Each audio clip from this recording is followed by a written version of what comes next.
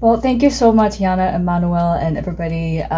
It's lovely to be here, albeit digitally. I hope you're able to see my slides. Can you see Okay, fantastic. All right.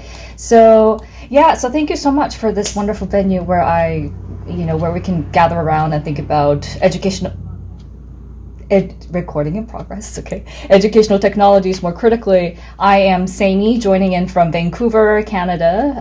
In the next few minutes, I wanted to briefly discuss a case study that I'm doing around the making and dissemination of what is known as the AI digital textbook, acronym AIDT, in the context of South Korea, which I believe is a key example of the sort of sweeping AI initiatives that we are seeing around the US, China, Estonia, and more across the world.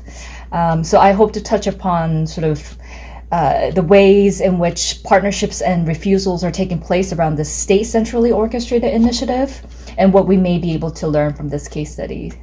So before I get started, I just want to acknowledge that the institution that I work in and I study in, Simon Fraser University, is located on the stolen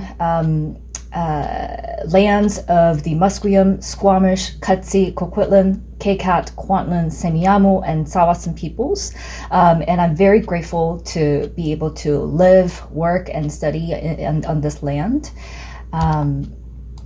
So my agenda today, I will talk a little bit about the inception of this project, then get into the details of this case study. And by the way, by all means, Yana and Manuel, if my presentation goes longer than 20 minutes, I believe 20 minutes is how much I have. Yeah, so just stop me right there. But I think I will be.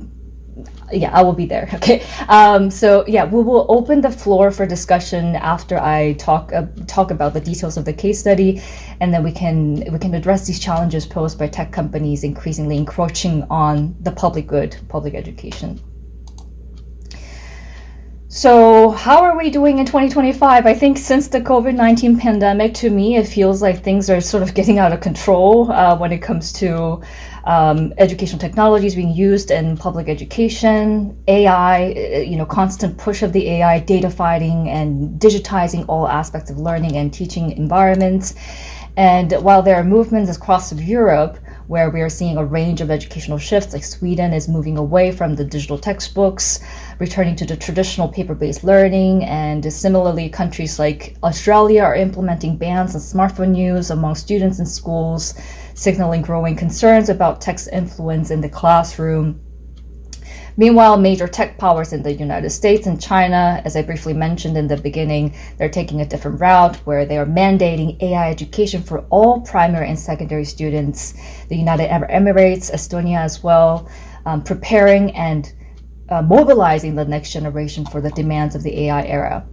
And interestingly, though, what is touted as the world's first AI textbook wasn't introduced in any of these countries, but in South Korea in 2023 as a response to the COVID-19 pandemic. And just to give you a brief historical context, South Korea takes a very much of the statist approach to education. There were many efforts to decentralize the system, but the state government still, to this day, has maintained a very strong governance around education.